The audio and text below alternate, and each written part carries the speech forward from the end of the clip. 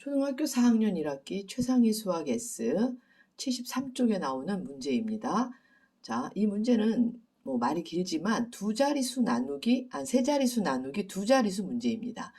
명수는 288쪽인 동화책을 하루에 16쪽씩 모두 읽었고, 용화는 414쪽인 유인전을 명수와 같은 기간 동안 모두 읽었습니다. 용화는 하루에 몇 쪽씩 읽었습니까? 라고 물어봅니다. 그럼 여러분은 제일 먼저 명수가 며칠 동안 읽은 날수 며칠 동안 이 동화책을 288쪽인 거를 하루에 16쪽씩 읽게 되면 며칠 동안 읽었는지 그걸 구해야 됩니다. 그러면 이건 단순히 그냥 288 나누기 16을 하시면 돼요. 그래서 이제 요 나눗셈, 세 자리 나누기 두 자리 나눗셈을 하는데, 여러분은 무조건 이거를 보자마자 기계적으로 288 나누기 16 이렇게 합니다. 그렇게 해서 이건 하나의 방법이에요. 연산 실력도 아니고. 그래서 여기서 28 또는 실제로는 280이고 여기 한 번이라는 거는 실제로는 10을 얘기하는 거죠. 그래서 한 번 들어간다 치면 6일은 6, 1일은 1 그래가지고 여기서 뺍니다. 그럼 얼마가 남게 되냐면은 여기가 1, 여기가 2, 그리고 이게 내려오면 이제 128 속에 16이 몇 번 들어가는지 어림잡아서 이제 생각을 해보면 한 6단, 8단, 6, 8, 48 될 것 같아요. 6, 8, 48, 4 올라가고 8, 1은 8, 12. 그래서 18일 동안, 굉장히 오래 걸렸네요. 하루에 16쪽인, 쪽수가 많군요. 18일 동안 읽었다는 걸 구해야 돼요. 그러고 나서 이제 두 번째 뭘 구해야 되냐면은, 용화는 하루에 몇 쪽씩 용화도 같은 시간이 걸렸다고 그랬기 때문에 용화도 414쪽을 18일 동안 읽었습니다. 그래서 여기 또 다시 나누기가 나와요. 세 자리 나누기 두 자리. 그러면 이게 바로 용화가 하루에 읽은 쪽수가 됩니다. 그렇게 해서 나눗셈 두 번, 288 나누기 16, 414 나누기 18. 요거 두 번 하는 거예요. 이게 S에 나오는 문제입니다. 여러분은 나눗셈은 다 할 수 있을 거예요. 이 방법으로 하니까. 그래서 이것도 또 한번 이렇게 나누면 되는 거죠. 그래서 나누기 414 나누기 18 이렇게 합니다. 그래서 41 속에 18은 한 3번? 2번 들어갈 것 같네요. 3번은 40 넘어가니까. 그러면 8이 16 하나 올라가고 2, 1이 36. 그래서 빼게 되면은 여기서 가르기 모으기 꼭 해야 되는데 6을 빼려면은 5가 됩니다. 그리고 얘가 4가 되고, 그래서 여기 3번 38에 24, 2 올라가고 3, 1은 3, 0에서 답은 요거예요. 요게 답이야. 23, 하루 23쪽씩 읽으면 된다라고 쓰면은 끝나는 건데, 제가 지금 이 동영상에서 얘기 드리고 싶은 거는 나눗셈을 꼭 이 방법으로만 하시면 안 된다는 거죠. 그죠? 자, 제가 나눗셈의 여러 가지 방법들을 소개해 보겠습니다. 먼저 나눗셈의 의미를 알아야 됩니다. 나눗셈의 의미, 의미는 뜻이라는 거죠. 나눗셈이 뭐예요? 나누어 주는 거? 물론 그것도 맞습니다. 근데 실제적으로는 몇 번 뺄 수 있냐 이 말이에요. 몇 번을 뺄 수 있습니까? 이 말입니다. 나눗셈은 빼기와 상관이 있는 거예요. 나눗셈은 빼기와 상관이 있고, 곱셈은 덧셈과 상관이 있습니다. 이런 상관관계가 있다는 것을 연산에서 알고 계셔야 됩니다.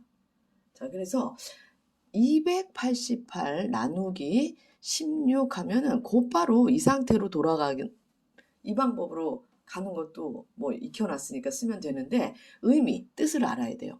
288에서 16을 몇 번 뺄 수 있습니까? 이 얘기예요. 288에서 16을 몇 번을 뺄 수 있습니까? 이 얘기인 거죠.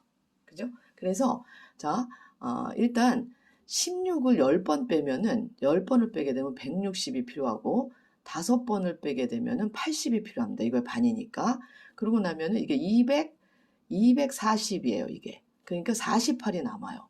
그럼 48 속에는 3번 정도 뺄 수 있습니다.